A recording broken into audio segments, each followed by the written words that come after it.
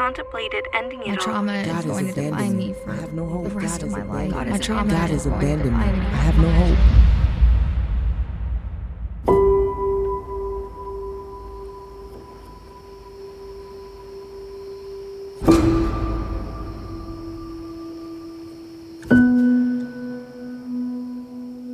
My very first memory with my mom was when these uniformed men busted through our door. They came and took all of the drugs down from the cabinets and the wardrobes. My mom was on the kitchen floor just screaming and crying, my baby, my baby. And that was the last time I saw her for a while.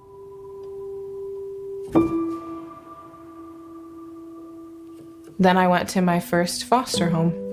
There was 10 beds in one room. There wasn't a lot of nurture or care like you hope to have when you're a kid. I just knew pretty fast that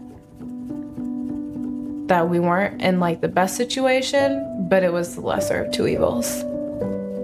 I moved home after home after home. I suppose there were good ones in there,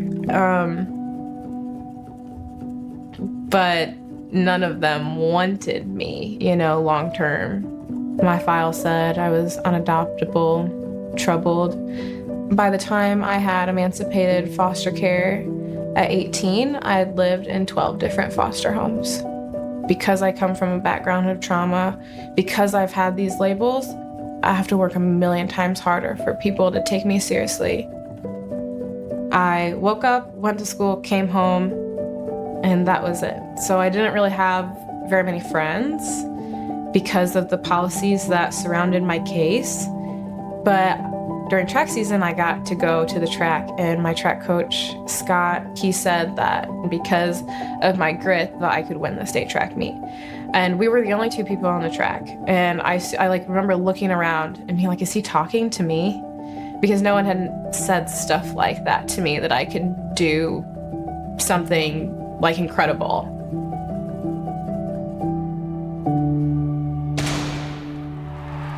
I had a really bad block start. And in my head, I was just repeating, keep form. And it was like Scott's voice, just keep form. I won. I ended up going to Hillsdale College on a full-ride track scholarship, and in 2018, I became a part of the 3% of foster youth to graduate from college. I married my husband, Jacob, a week after college graduation, and we have two biological children, a 3-year-old and a 1-year-old, and we adopted an 18-year-old a few months ago.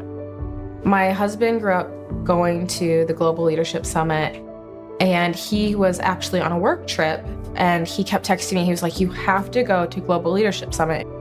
I ended up going, and I had no idea how much I needed it. God just spoke something so differently over me. It was like he asked me the question, like, what are you doing? And I know deep in my heart that I was meant to tell the story of what God had done in my life.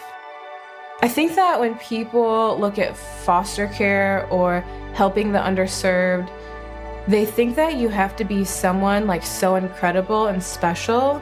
But if you look at what my track coach, if you look at what Scott did, he actually used what he had and met me where I was. And so I started with what I had and started sharing my story on social media. I wanted to encourage youth in foster care, kids who had come from abusive homes. You truly will become what is spoken over you and what you believe about yourself. And then it's like I started to educate foster parents from the perspective of a former foster youth and organizations and nonprofits in a way that I just really couldn't have imagined. I started the Beloved Initiative to give youth in foster care opportunities to share their stories and be empowered. I don't want to be a voice for the voiceless. The voiceless actually have voices. We should just be listening and lifting them up. I have over 300 messages in the past 2 years of people being encouraged, of people getting involved in foster care, of people adopting, and of people coming to Jesus because of the things I've shared. Yesterday, I seriously contemplated ending it all.